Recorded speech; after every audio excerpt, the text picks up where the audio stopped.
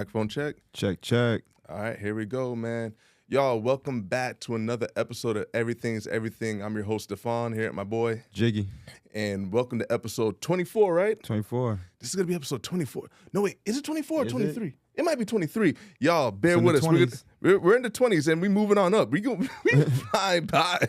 And Can you believe, bro, we got over 70 videos uploaded on YouTube now? That's crazy. And we started this, I was like, nah, it's going to take a while to build a catalog. And then we learned how to edit, and then we learned how to make shorts. And thank y'all for subscribing, liking, commenting, and bearing with us. Episode 23. 23. It's gonna be episode 23 Yes, of the sir. Everything's Everything podcast. Y'all, please, thank you for tuning in. Like, comment, subscribe, turn on them notification bells. We upload every Saturday. Turn on them notification bells. Getting better at uploading pretty early in the morning. Yeah. Start your days off right. Some good conversations, some good vibes with your favorite duo here in South Florida.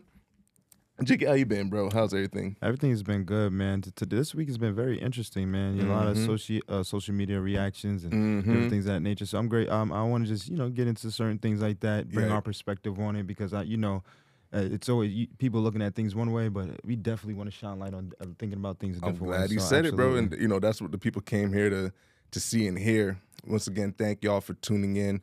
And it was an interesting week, but I feel like we cannot start the week without first saying a rest in peace to a absolute legend, a civil rights leader in Jesse Jackson, who passed away. I believe that was Tuesday this week, if I'm not mistaken. And I just want to start by giving a quick dedication to him, and just for maybe some of the younger audience who weren't fully aware of who Jesse Jackson was. This is someone who ran for president twice. He was a mentee of Dr. Martin Luther King. He started the National Rainbow Push Coalition, which was to advocate for civil rights, special needs programs, equality, and it really helped change the Democratic Party to be more inclusive as it pertains to our struggle and our plight for Black people in America. He also started the Operate Push, which was to force businesses to open up for Black workers and customers. And I just wanted to remind people that he had a saying that said, I am somebody, and here Everything's Everything. We want to remind you out there that you are somebody, that your voice matters, that the fight isn't done. And just taking a moment to recognize his contributions to society and the fact that we're able to sit here and speak to y'all the way we do, I mean, we can't take it for granted.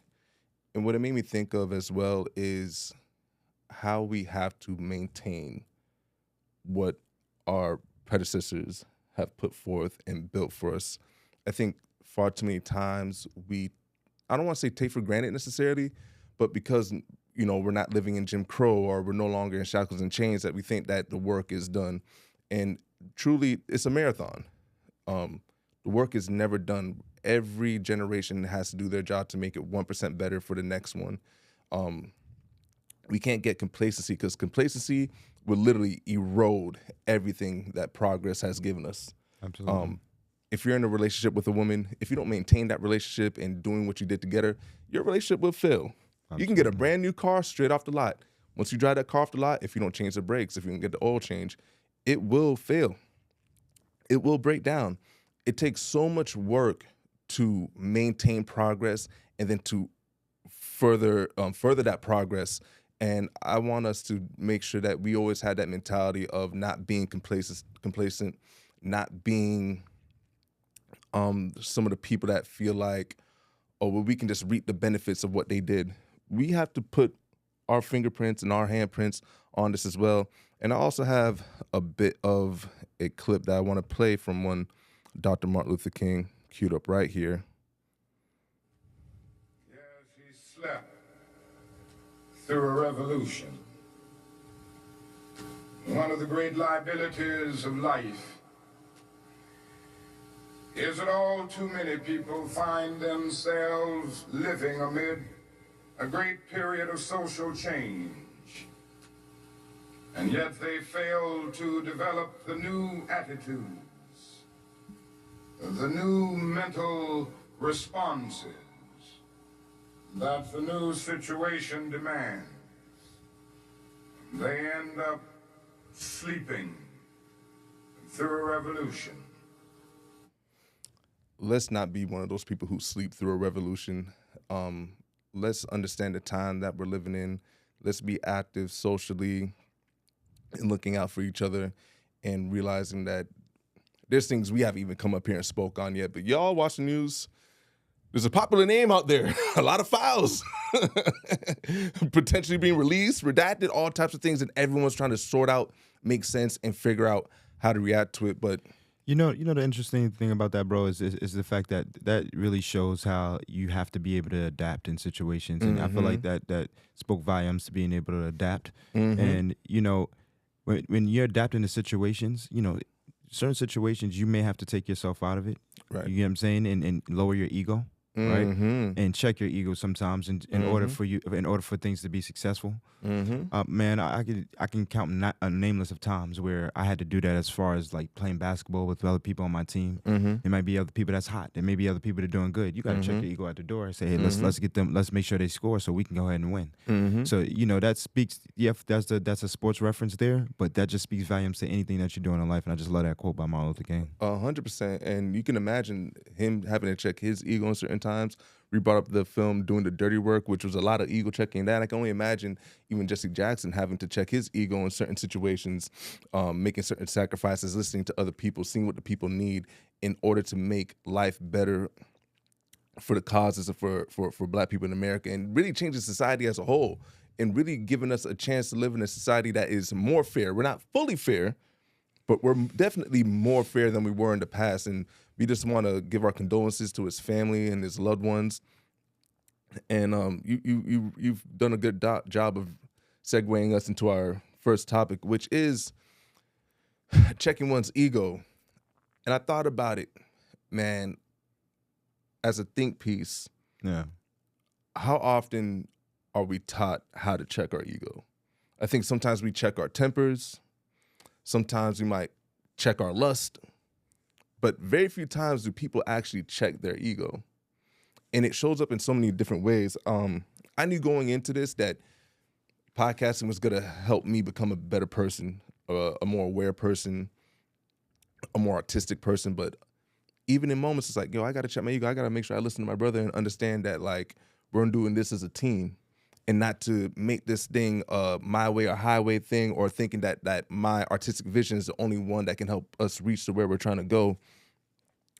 And a lot of people like to say money is the root of all evil, but I truly believe it's ego that's the root of all evil. I think that a lot of the things that we do is to fulfill our ego, fulfill ourselves, fulfill our image and how we look in the mirror. And don't get me wrong, like, fueling the ego isn't not the same thing as like building your confidence. Like, your confidence should be a byproduct of the work you put in. Your confidence should be a byproduct of how you treat people and how people receive your kindness or your grace, or, you know, just being an overall solid person in society, right? Versus the ego, which is so much about you, and ego can drive you to the point where, like, you'll step on others to make yourself feel good. To be honest with you, my personal belief, I believe ego is at the heart of, like, even white supremacy. Like, imagine feeling like you have to be so superior that you're willing to stomp, suppress, and eradicate anybody who does not look like you. It's all ego-driven. And it was just a topic that I wanted to bring to you and hear your thoughts on it, because I feel like oftentimes as humans, we don't check our very human ego, and we don't realize the trouble it gets us into as a society and on individual bases. Ego is like bittersweet in a way, right? Because the ego can lead you into places that you've never been before, right? You know what I mean? And it's also like a false representation of confidence, basically, what you were saying too.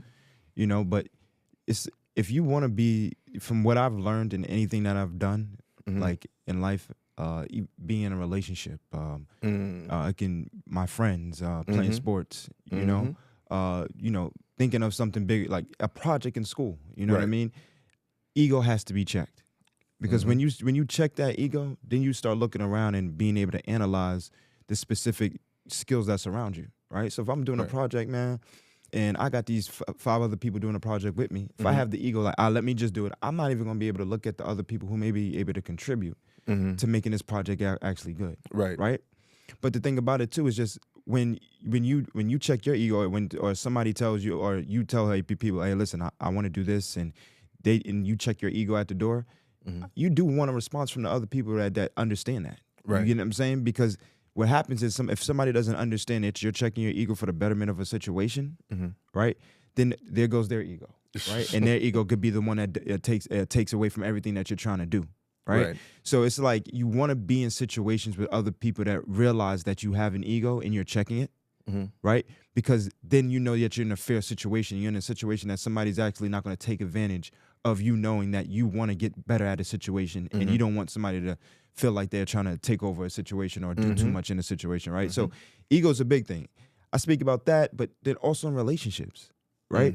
I don't know how people think that they're going to be in relationships and think that they're going to be, oh, my ego, this is it. All you're going to do is build resentment. Oh, within that person. You know what I'm saying? And if you think somebody will sacrifice their ego just to do whatever they want and make you look crazy. Oh man, you get what I'm saying? So in situations you want to say, hey, listen, I have ego, you have ego. This is what this is. Certain situations is beneficial where my ego may be good here. In certain situations, your ego may be good here. I'm perfectly fine with sacrificing my ego in certain situations that may be beneficial for us. Because at the end of the day, you can't take away ego. It's there. Right? But you have to learn how to discipline it. Right. And that goes all the way back to what you were saying before. You get what I'm saying? But if you don't discipline it, then it's just like, the ego is the root of all evil. Definitely the root of all evil. Like you brought up a great point about relationships. And like, I think that's why certain podcasts are needed. Like I was thinking to myself, like, does the world need another sports podcast? Like, do they? The NBA players got that covered. Yeah, the NBA players got that covered. The NFL players got that covered. Yeah. All these dudes got way more money. Y'all want to hear the stories from them. Y'all don't want to hear it from regular, everyday niggas. But, you know, what persists out there are these ego-driven podcasts, especially amongst men, who, I mean, we brought up a joke last time. I hope we was talking about, like, watching sports with Suspect. Just like, bro, what? You got people like that spewing ego-driven rhetoric. You know, you want to have 10 different women. Bro, you can't maintain 2. You can't maintain 1. You know, you want to have a Lamborghini. For what? The car depreciates the minute you get off the lot. Yeah. You want to have $1 trillion and view yourself as this high-value person. What's the value? Like, what are you really valuing? Money? Material things? It's all hollow. But it's funny though, right, bro? And sorry to cut you off, but it's like people are valuing the materialistic view of somebody compared to actually the individual itself, right? It's like they look at, hey, listen, I got girls, right? They're not saying, hey, I have a girl. This is this person, but they say I got girls, and it's all about the how it looks on them. Like, oh, I got these girls. This is how she look. This is how she look. This is how many I got, and it's all about how they compliment them and their ego, and it's stuff like that. And it's crazy that we live in a world like that, right? And people really think that there's not another individual that sees this and is not going to use it to their advantage. Bro, you don't see what Cardi B did. She said she was setting dudes up. You don't think in situations like that. Yeah. That nigga's like, oh yeah, I got her in the room, I got this, that, and she's like, okay, yeah, you got. I'm gonna let him think that he got it. Exactly. And then they got set up. And then you let your guard down. You let your guard down. Ain't nothing gonna let your guard down more than a woman, especially if she's naked. You know, relax. And then now look at you. You sound like a D-Block lyric. You can chase up the block naked. It's a fact. Got your chain going around. Your chain going around the hood. It gets crazy, but it's true, bro. Like, people are valuing the materialistic part of it, bro. It's like, and then because we live in such a vain society now with social media, every day you open up your phone, your ego can either be boosted or it can be drastically hurt. Yeah. You can open up your phone and be like, dang, I'm inadequate. I don't have this big mansion. I don't have this type of car. I don't have these type of girls. Or you open up your phone and it's like, oh yeah, look at me. Look what I got. I look at the amount of likes I'm getting. Attention, ego. And I wanted something I want to say something to that because the ego is so dangerous. Yeah. I mean, I brought up white supremacy as probably one of the worst examples of what inflated egos can do. It's a detriment to human society. And I just believe that if people kept their egos in check, worked on your confidence, and maintained their humility and their humanity, the world will just drastically change. I think men will learn how to be kinder to women. I think men will learn how to actually lead women instead of trying to boss women around. A lot of y'all just keep trying to want to boss somebody around. Like y'all completely misuse the word submissive. Like y'all take the word submissive and completely run it into the ground. And that needs to be cut out. Speaking of ego, yeah, there was a gentleman. I think his name was Deen the Great, who his ego is out of control. Yeah. Now, Deen the Great apparently is a professional boxer. I had to look. I was not aware of who this young man was. Yeah. Until Tuesday. Yeah. It's crazy. But he's streaming with I believe it was Rampage Jackson. Yeah. Streaming on live with Rampage Jackson. And got slapped in the face by the world's strongest man. And his name is Larry, but let me give you the whole name because I don't want to get slapped like that. This man slapped Earth, Wind, and Fire out this. Larry Wheels. Bro, if you see this guy. Yeah. Audience, y'all can't see it. This is a strong dude. This dude got to be like 6'2", 250, 260, just all muscle. Yeah. This kid looked like he about 5'8", 140. Yeah. And he repeatedly tried to touch this man's wife. The woman looked uncomfortable. She stepped away. He looks to be a little bit intoxicated with the liquor. So, the liquor start talking to the ego. Liquor start talking to the ego. And he going to tell this man his wife is up for grabs. Now, when he said his wife is up for grabs, this is basically what happened after. I'm behind the bar and I'm serving drinks and Charlie bends over my car and said, Charlie, come here. Charlie, there's a new joke going around. Have you heard it? What is the 5 fingers say to the face? What? Bro, completely slapped the hell out this kid. Bro, Jiggy, help me process it. But bro, listen, man. If you want to process this, I just look at it like this, right? No matter how big, how small somebody is, pause, right? You don't talk to anybody's wife like that. Mm-hmm. You get what I'm saying? I feel like you're out of line doing that, right? Right. Like I said, no matter how small, how big the person is, because at the end of the day, you're disrespecting yourself by talking to somebody else's wife like that, right? And if she's on go, right? She's like, oh, I'm gonna go with him. You get what I'm saying? Why would you gonna get her? You gonna lose her the same way you got her? You get what I'm saying? So it's like one of those situations where the camera's there, and it seemed like he just probably wanted to look good in front of the camera. Right. You know what I'm saying?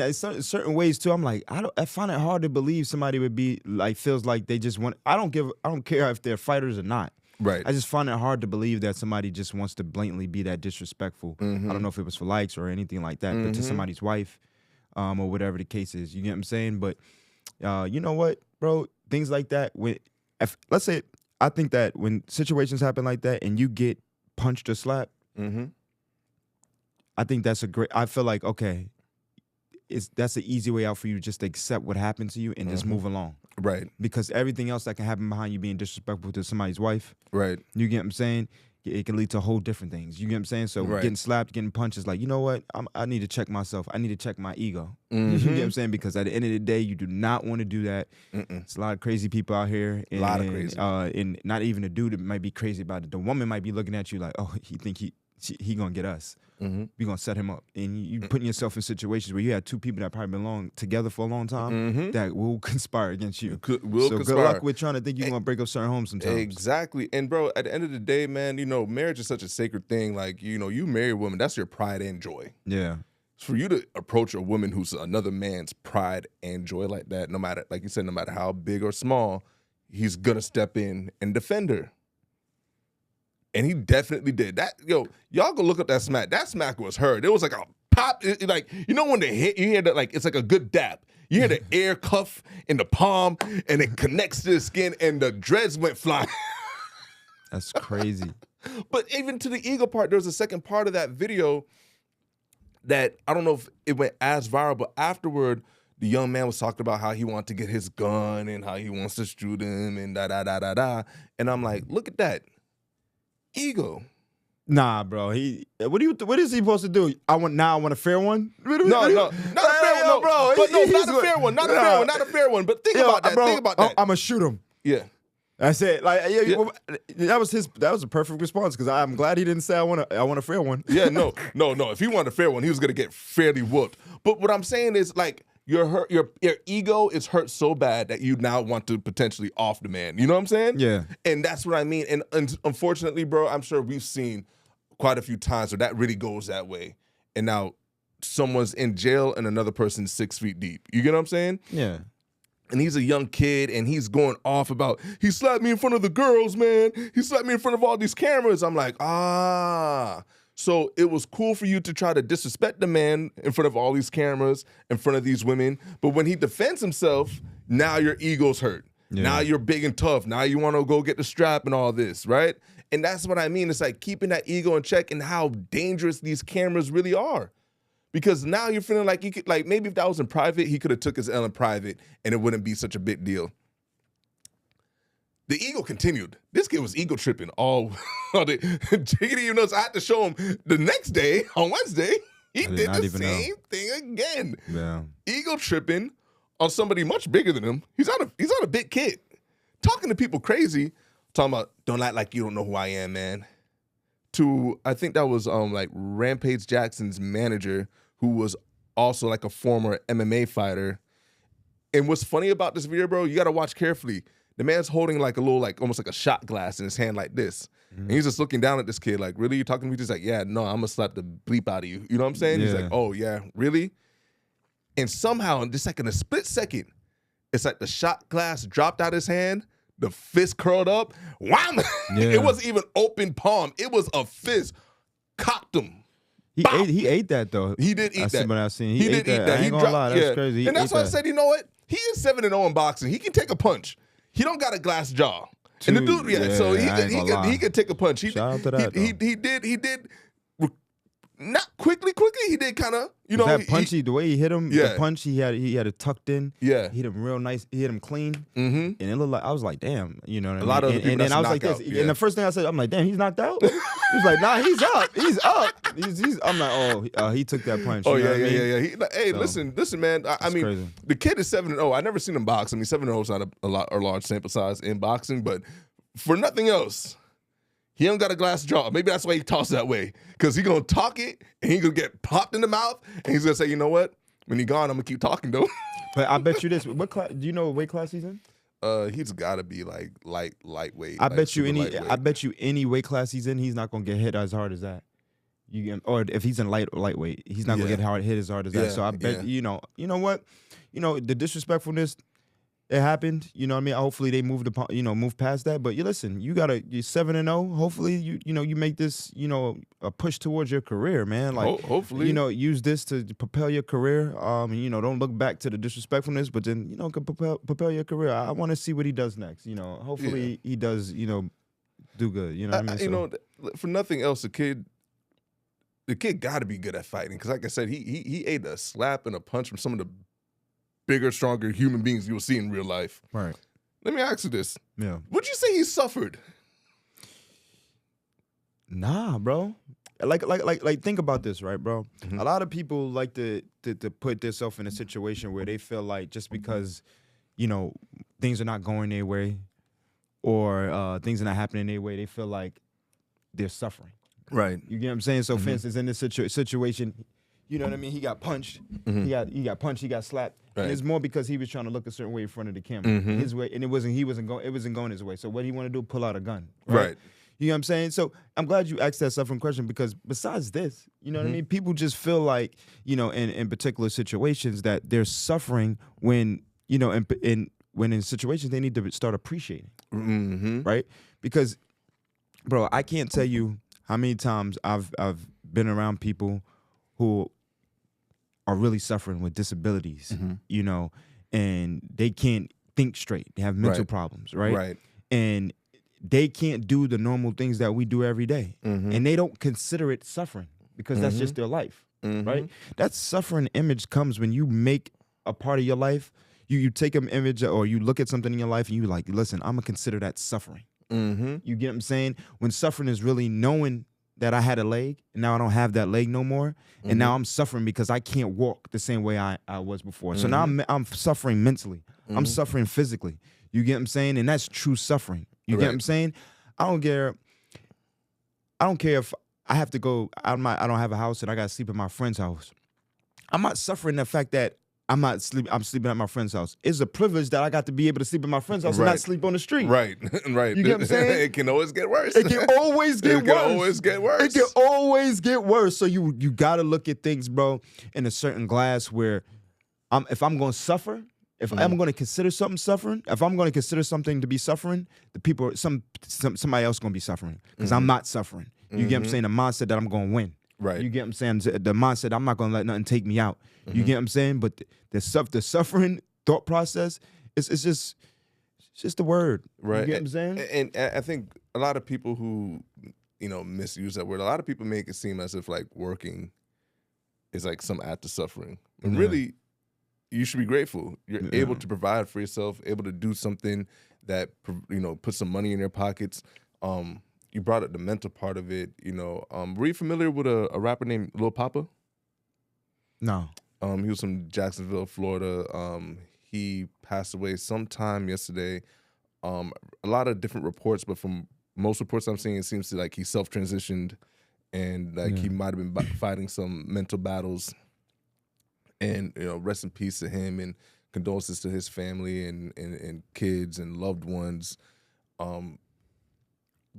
We live in a time where some people are even suffering in silence like that. Yeah. Like you don't really understand like what's going on through their heads. Once again, bringing back to the ego thing and these phones and the pressure that can put on you. The pressure of even maybe living up as a rapper, like the idea of being a superstar, what cars you have to drive, what jewelry you have to wear, Once again, all these egotistical things can lead into your suffering. But for me, I feel like, suffering is like oppressive, when you're not actually able to do something because something else is out of your control. Sometimes it's your finance. Sometimes it's your physical capability. You know what I mean? Yeah. And sometimes it's your mental health. Like, oftentimes people probably don't think about it much, but if you're a rational person, don't take for granted your ability to actually reason and come to logical conclusions. Thank you. That's like, bro. You forgot about that? Like you'd be surprised how many people you be sitting back wondering like, dang, why this person in and out of jail, or why is this person, constantly just in it? Like, and we chalk it up to society as they're like, oh, there's some POS and they're messed up and that's just how they are. But really and truly, they could be fighting real chemical imbalances in their brain. That's a fact. Not able to come to the same conclusion that someone who doesn't have those same imbalances has. That's a fact. And that is like real suffering. Like imagine something even like depression. They say depression is hate turned inwards. And like how people isolate themselves when they're going through depressive episodes. Like imagine being trapped in your own mental hell, your own mental jail. Yeah. So understand that like, are things hard in life? 1000%. But there's blessings in difficulties. There's blessing in knowing that like I struggled and I prospered. And don't take for granted the ability to do that. Because a lot of people don't have that ability. As simple as it may sound, just being able to make sound decisions. Some people just can't. So let me ask you a question. So with this situation happened when with the kid who got slapped, right? The only thing that I feel like is suffering in that situation is his image. You know what I'm saying? Like nothing about him.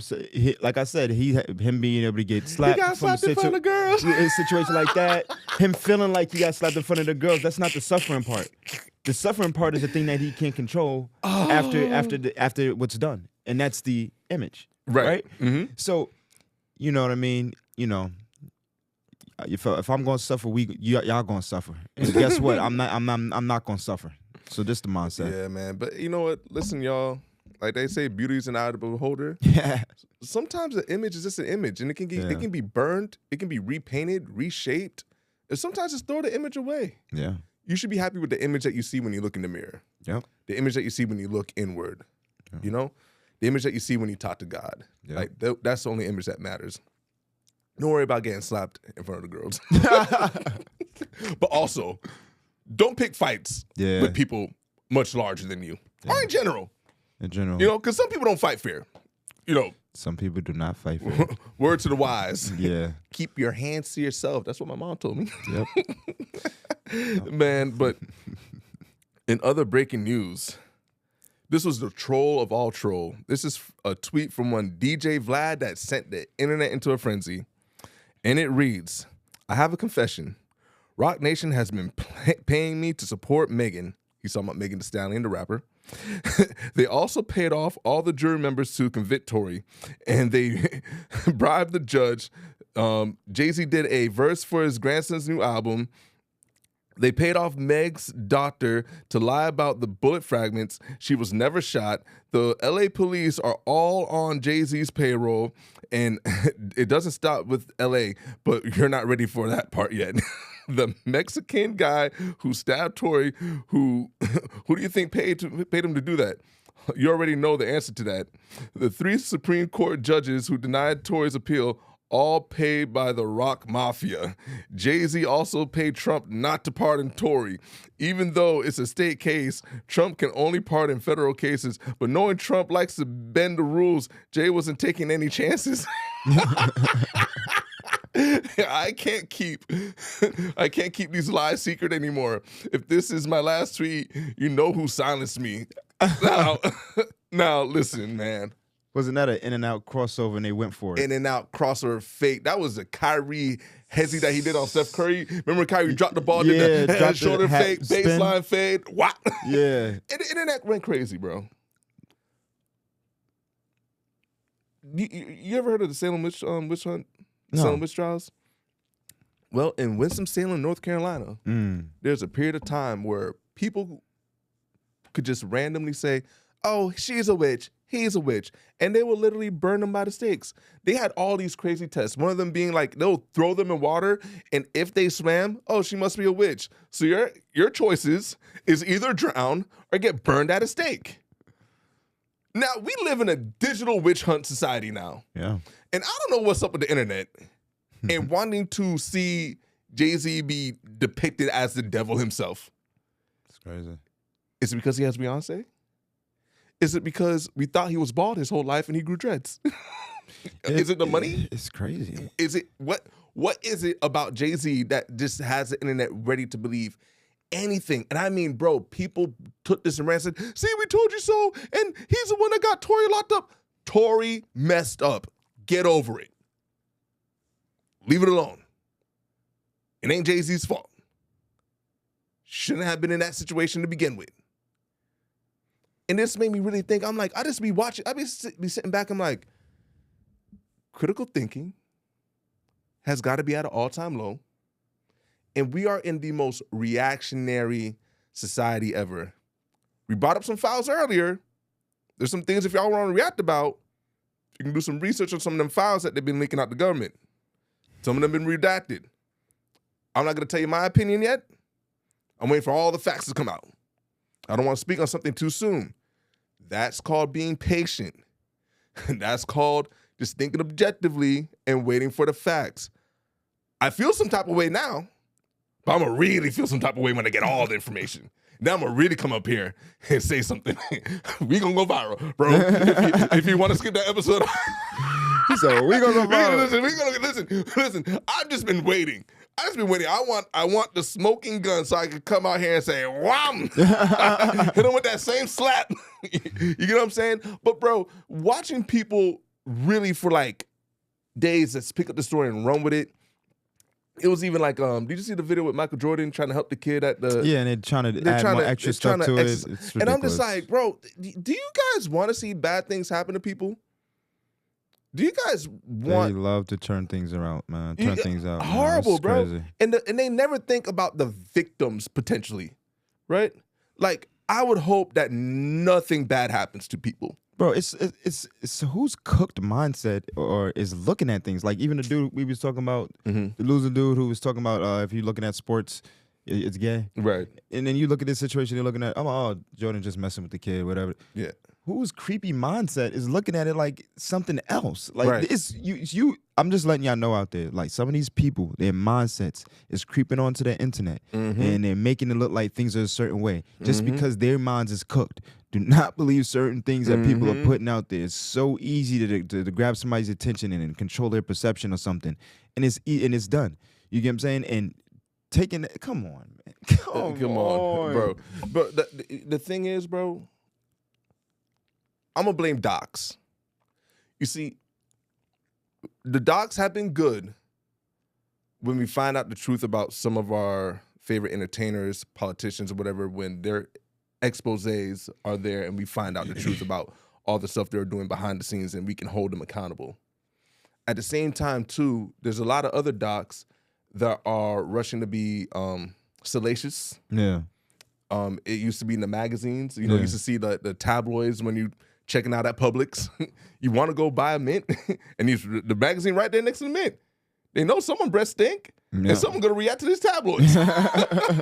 So very strategic. I'm doing the knowledge. Yeah. I know why you put it right there next to the mints. Yeah. Because someone want to feel like their breast stinks, so they go, they don't knock someone out. Be like the SpongeBob episode. No, when they see that magazine, they see it and they start gossiping. They start realizing it's not just the gossip. They breath stink too. Their breath stinks too. They're 2 and 2 go hand in hand, right? But the docs make people have these revisionist histories. Oh, you know what? That was wrong. This person was doing this. So like any little thing in real time, real moment, they're gonna take it and be like, you know what?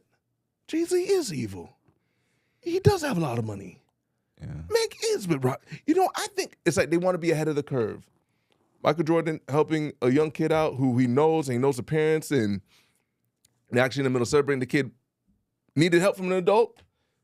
You think Michael Jordan worth $5 billion go do something weird? Just helping the kid who's in a bit of a perplexing situation? Yeah. You get what I'm saying? Yeah. Like, crazy. But people want to rush to this witch hunt because y'all don't really care about the victims like you care about your entertainment.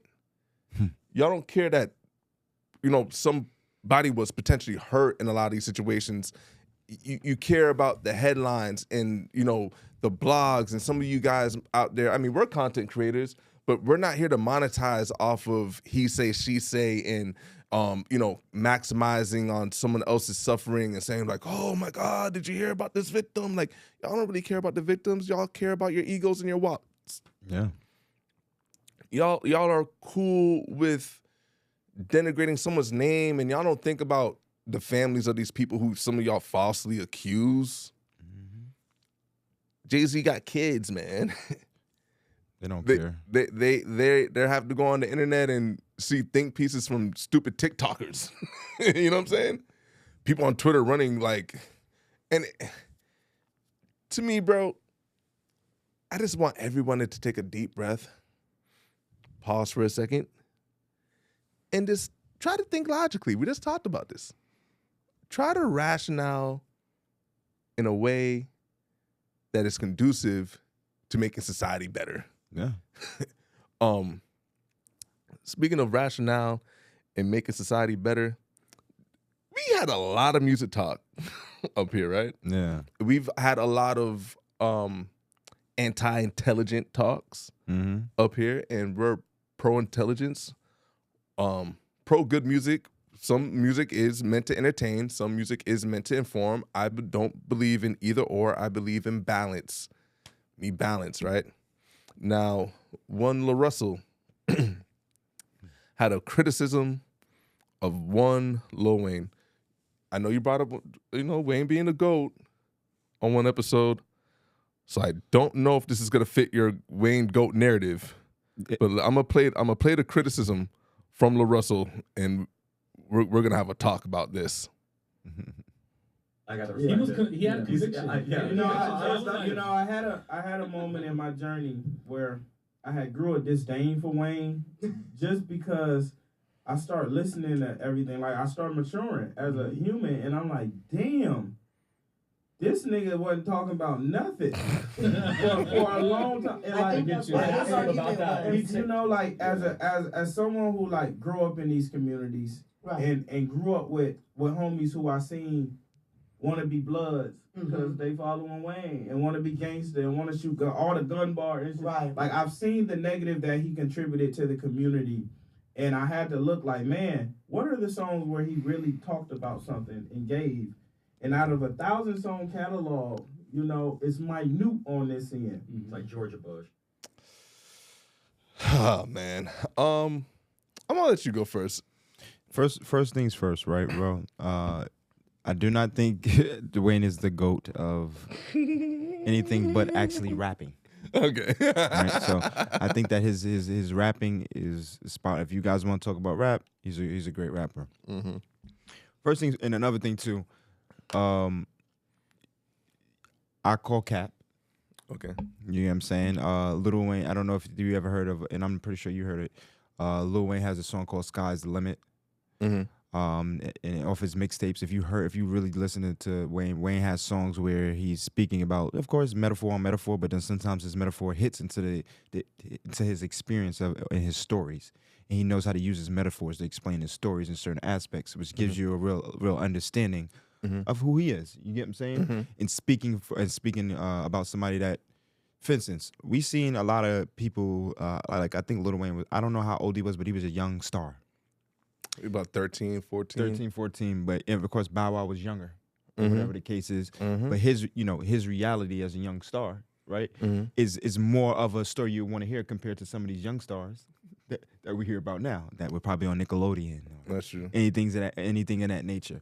So I do think he speaks, and I think that if you feel like Lil Wayne is not saying anything, then you must not understand the streets itself. You know what I mean? He speaks a lot to that kid who's on the street, who lives on the streets, who's trying to make decisions, who's going through their life. And if you can like actually look at what he's saying and feel what he's saying, then you might know what I'm talking about. But if you never listen to his songs, you'll think he's not speaking about nothing because you got tripped up off a metaphor.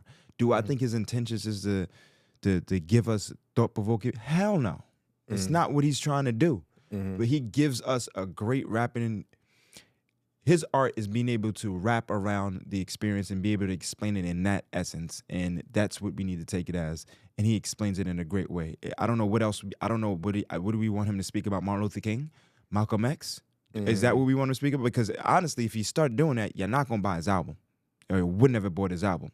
So you have to, and I feel like you have to do what exactly you said in the beginning, bro. You gotta be right in the middle. But as far as him going all the way left, saying he doesn't speak about anything that's good or nothing like that, I call cap.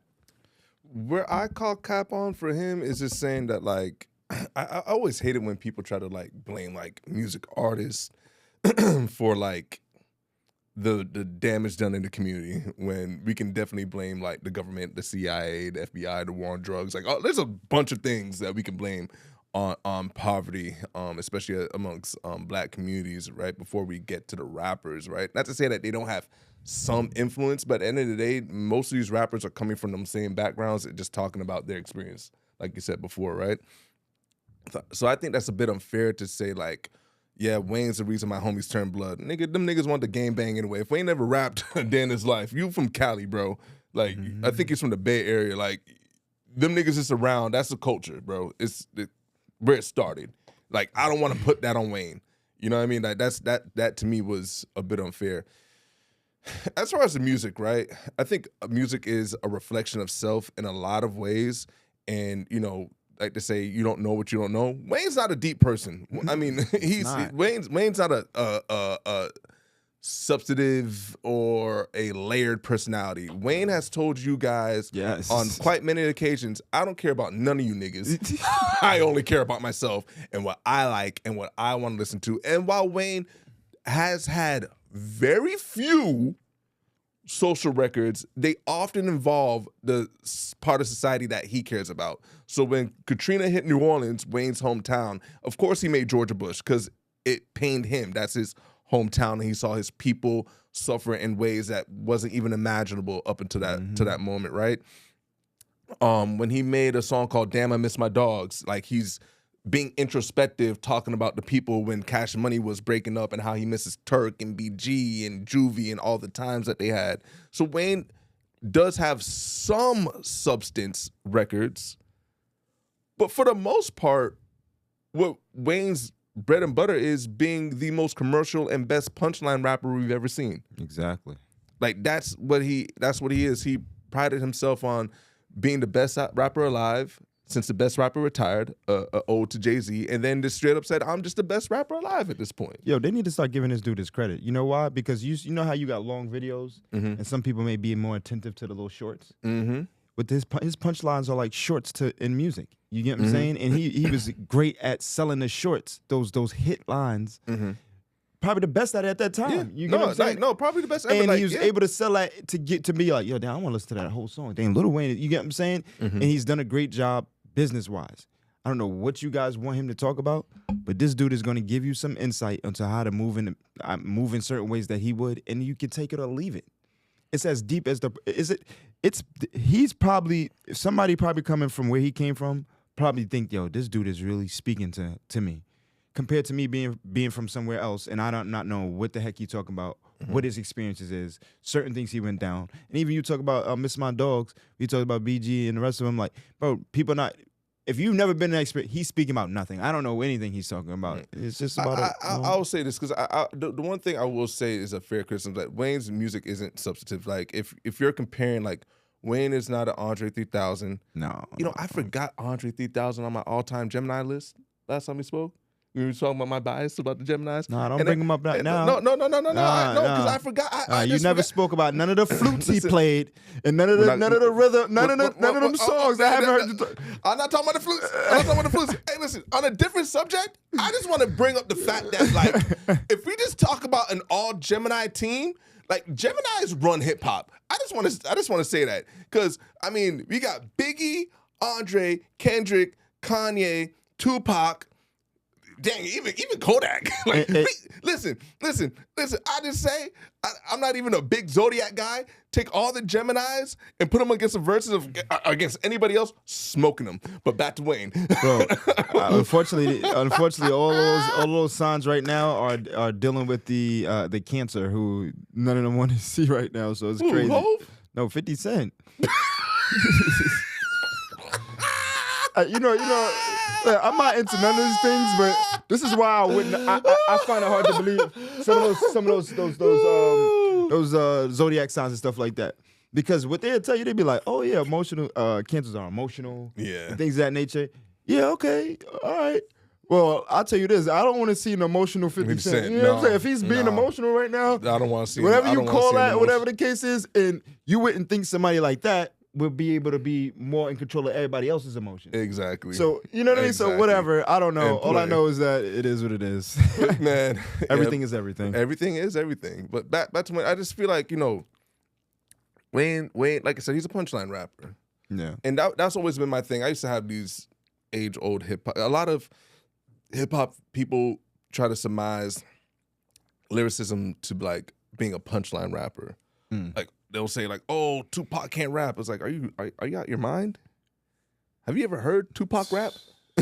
This dude is probably one of the most lyrical people alive, and his music is dense with substance and messaging and speaking to people and experiences and all the social stuff you can ask for.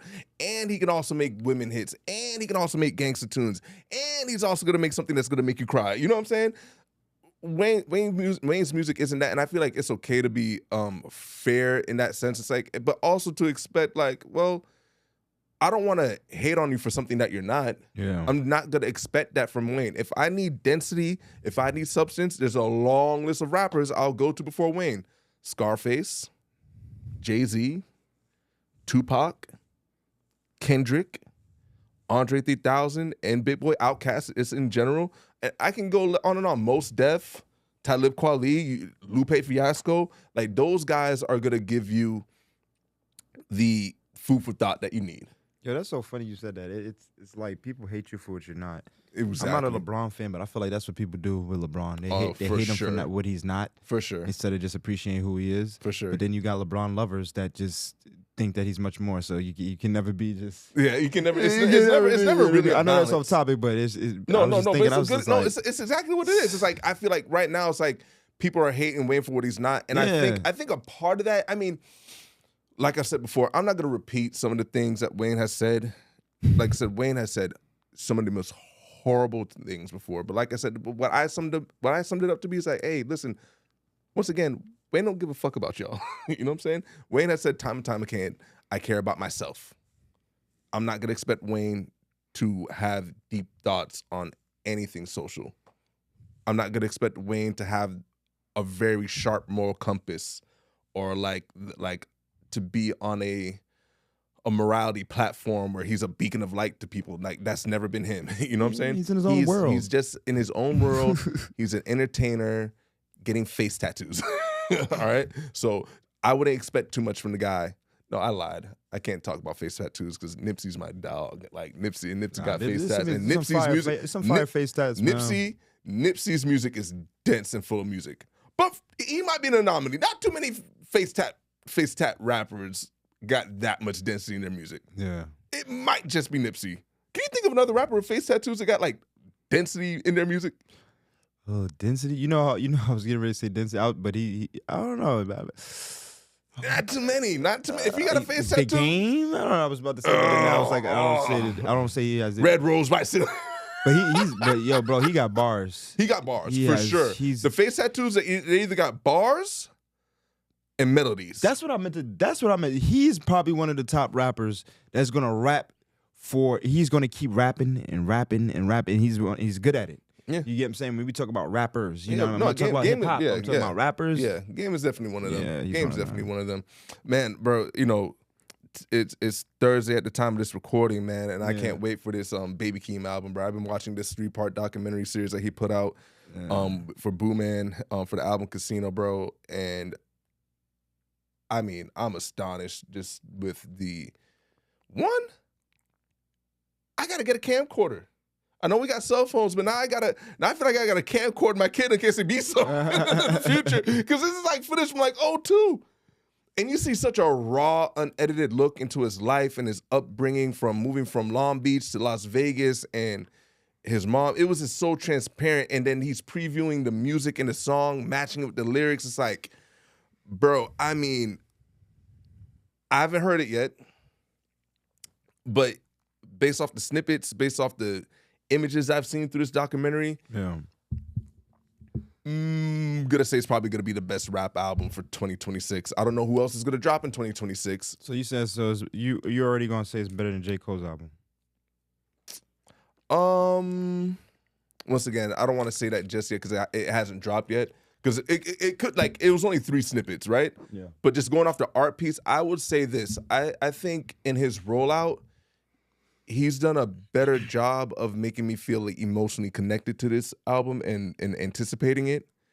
My only thing with Cole's album, albeit a very solid project, I feel like the bars is so high in hip hop right now. What? The bar. Whose bar? Who's setting this bar? But don't say Kendrick because you already know he's in the class by himself. No, I wasn't even gonna say Kendrick. I'll say the Clips. You said the bar. I'll say I think Let God Sort Him Out is still like. I might even put that over GNX. It is, but it's like. But they don't speak to the same. Okay, I think that the Clips is a great hip hop album that they happen to be able to sell. I truly do not think that they speak to the same demographics. J. Cole and Pusha T and them. I do not think that. I feel like the crowd that know the Clips or actually would go listen to the Clips music is a little bit older than the people who would listen to J. Cole. It's two different generations. So I feel like, yes, they have a great album, but as far as the standard for today, they can't be on the stage. They can't set the standard today because the people who are looking at that standard, they look at it's NBA YoungBoy. But right? I'm not and the only one that they probably could listen, they'd be like, they probably would listen to J. Cole before. Yeah, but like I said, if we're gonna say like the crowds, like NBA YoungBoy's crowd definitely ain't NBA Cole's crowd. It's definitely. Yeah, they not. say he's the best. No, like definitely. I mean, he is to the demographic. Like I said, like it's a big pie. You know what I'm saying? Yeah. It's a really big pie, and your slice of the pie might be more sizable than most. Like NBA YoungBoy is definitely like, let's just call it like the hood crowd, or if you want to call it the YNs or that, or the streets, whatever you want to surmise it to. It's definitely the YoungBoy. Like he got the biggest chunk of that pie. More than Lil Wayne did when we were younger. You think he has more of pull than we did? No. You think Lil Wayne? No. Wayne. Nothing bigger than a Millie? No, like Wayne transitioned from having that same crowd to then having like real crossover pop success. Like by the Carter 2, Wayne was essentially a pop star. That Fireman ringtone was everywhere. Right, yo. He had songs with Robin Thicke, so I'm not even gonna disrespect Wayne's legacy. Like I know I can be critical of Wayne, but I'm still a big fan of Wayne. Like I said, he's in my top 5, and I'm an objective person, so I can criticize and be critical of all my favorites. Right? I'll tell you what they're good at, what they're not so good at, and maybe what their weaknesses are. But as far as a hip hop standard, like why I say like, once again, 2 different generations, but coming out within the same time period. Yeah. Like the bar for like hip hop heads. This is called real hip hop fans. I'll argue, mind you, I haven't taken a poll or anything, but if you took like real hip hop heads who listen to rap and appreciate rap, I had the access to one of my homies who actually produced the beat for our pod. I was like, yo, is Malice a better rapper than Cole? Not to say if he's a bigger artist, but like, I can't name a verse off Cole's album better than the verse off FICO. You tripping? What verse off Cole's album is better than the FICO verse? Not the song. I'm talking about a verse. Did you hear drums and bass? Yeah. I forgot the verse, and he was like something. My hand is afraid of my pen. That whole verse that he was speaking, he bodied that verse. And to get to that eventual part, he did. That's the I had to get, and I didn't even like that. I didn't even. I was like, yo, I had to go back and keep listening to that portion of it because I was like, yo, that's pretty fire. Hold up. I'll tell you. Hold up. Let's play the verse. Yeah. Let's do little verses. Yeah. We ain't get monetized yet, so we can't get demonetized. We're only gonna play a few seconds.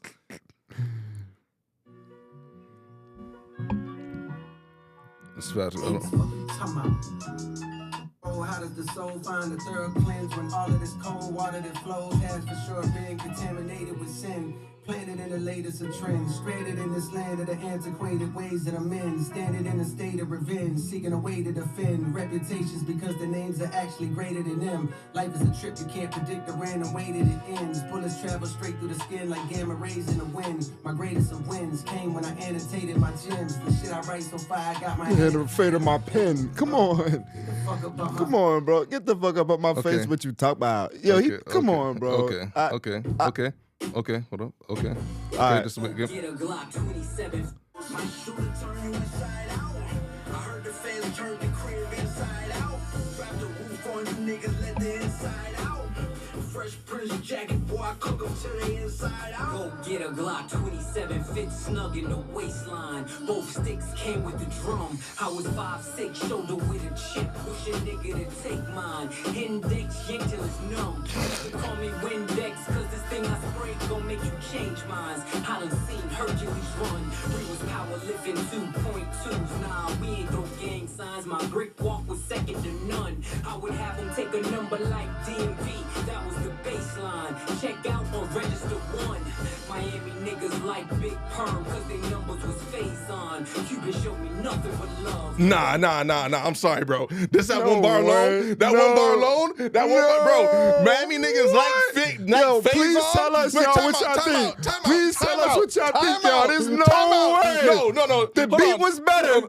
Hold on. But the verse was not better. No. Come on. You said that the shit I write is so hot that my hands are afraid of my pen. No, the whole verse. Don't just take that one part. No. I'm just saying. Because we gonna talk about Faison. I'm talking about. Listen. Let's take the Faison part then. Listen. Miami niggas like Big Perm. Yeah. Because Cupid showed me nothing but look, bro. Bro, I get bro, it. bro, I get it. bro. But listen, I get it. But listen to the whole J. Cole verse. It leads into that. He says everything he said leads into.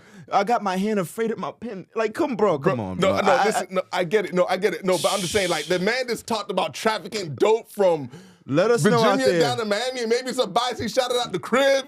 You know what I'm saying? The beat was. I ain't gonna lie. If I would have bumped that. I'll bump that. J. Cole's.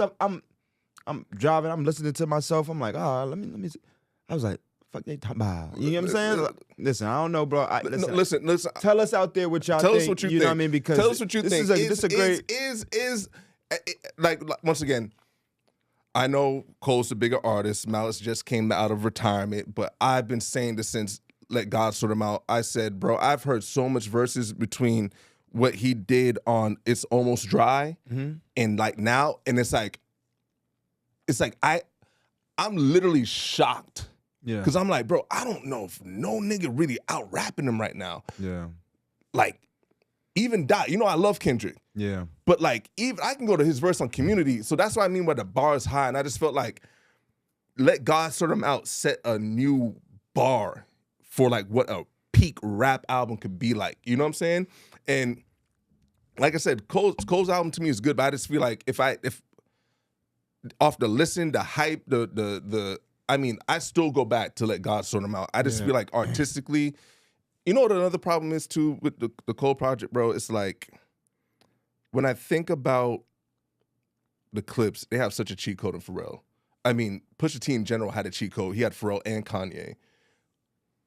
Kendrick has Dr. Dre, Soundwave, Pharrell, so many other people. Like, you don't have like a producer-rapper combo when it comes to Cole because he does produce a lot of his own stuff.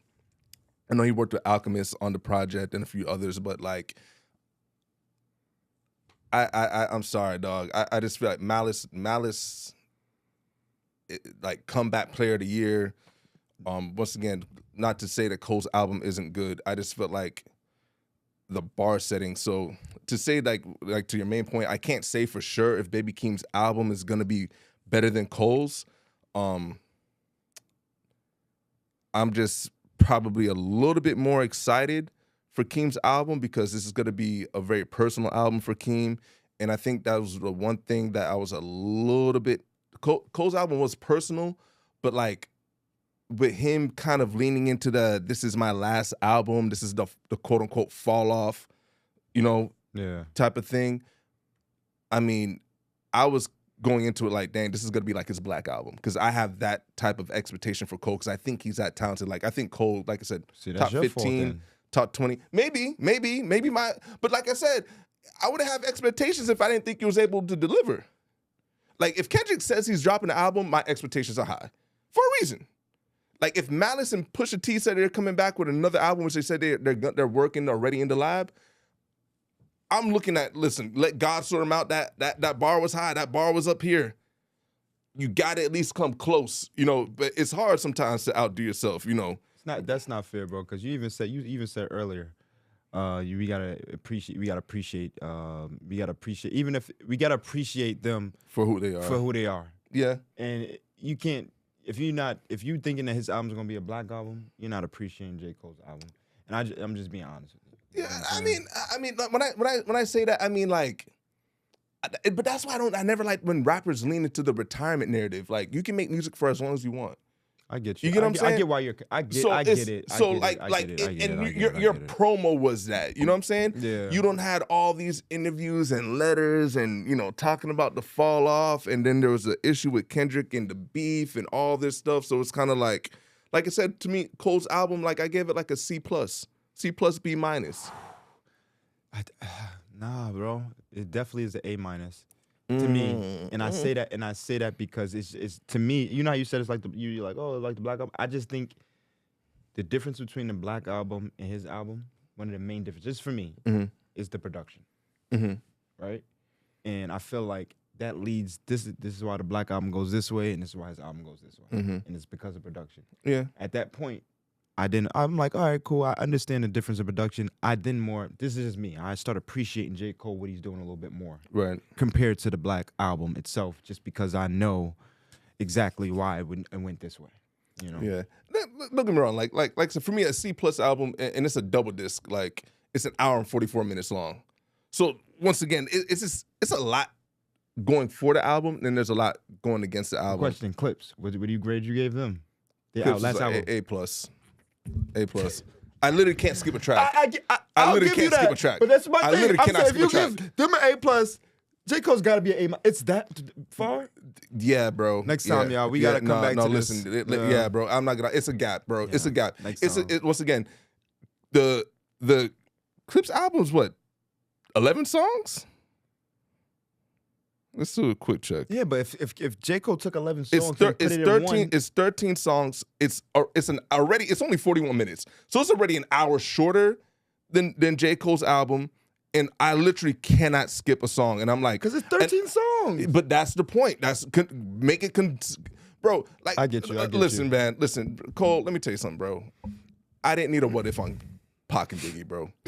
I'll keep it a stack with you, my nigga. I didn't need a Pac and Biggie what if, and I like the song "Who the Fuck Is You." He ain't saying nan thing that. Like, like, that's one of my things. Like, if you are rapping at a high clip, and I can't just come up with a bar, like, the amount of bars, Pusha T, like, I agree. I don't think he's that low. In Let God Sort Him Out. J. Cole, you should have never left that battle. So be it. When Pusha T was like, the trace, he's like, oh, fuck around and get your body traced trying to test me because niggas I'm with like to draw when it's sketchy. Yeah, I'm like, bro, and rapping like Prodigy. Lil Wayne would say something like that too. But that's a bar. That is a tough ass double entendre. I can't name a tough double, like, and mind you, bro, he sampled my favorite Mobb Deep song. Like I said, good song. Switch up the beat. There's little. That's why I'm saying it's like a B. I'll call it a B-. C+ might be I'll call it a B-. I'll call it a B- for a double disc. A lot of songs I like, but other songs I'm like, you could have left a few of these joints off this. You know what, bro? I think I just want to appreciate you. I want to appreciate y'all for coming because you know, today, you know, we got. You know, it was fun. It's compacted it a lot into this session, but you know, it's getting about that time. To wrap it up, and this was fun. Let us know your opinions. Am I tripping? Yeah. Like, did you like hearing more of some music being played? Please let us know because I agree. It's not that I don't agree with him. I just think this is where I disagree. How far he thinks J. Cole album is in the Clips album. Oh, I just don't think it's that far. Out of this. I don't think so. It's not that far. It's not that far apart. I think appreciate J. Cole. Listen, we appreciate J. Cole too, but at the same time, I gotta call Clips what it is. The bar has been set. Listen, if y'all let me know, do you think the gap is that close? Do you think it's close? I'm gonna make the short. We can poll this, and y'all let us know in them comments. You know, we trying to drive engagement, so this is gonna be. I'm gonna ask the question again because I'm gonna use it. Please. Can Malice? Or has Malice been rapping better than J. Cole? I think that's a fair question. Has Malice been rapping better than J. Cole? Please ask this too. What's J. Cole's album? J. Cole's album is The Fall Off. And what is Let God Sort Him Out. So you asked that question, whose album's better? Who had the better album? The Clips or J. Cole? The Fall Off or Let God Sort Him Out? Please. We're gonna clip this up. We're gonna get y'all opinions. Like, comment, subscribe, turn on notifications, and that could be a subject that if y'all give us the engagement that we need to really delve into this poll and figure out what's what in these hip-hop streets, we're going to double back next week. We're going to talk about it, and if Steph is crazy, if Steph is wrong, if Steph's a hater, I'll be a hater. Yeah, let him know. And I'll say, you know what, I was wrong. The fall off might have been better, or maybe the gap isn't that far. Y'all let us know. But guess what? You're not wrong, right? No, hell no. Hell no. The Clips smoked them in peace, y'all.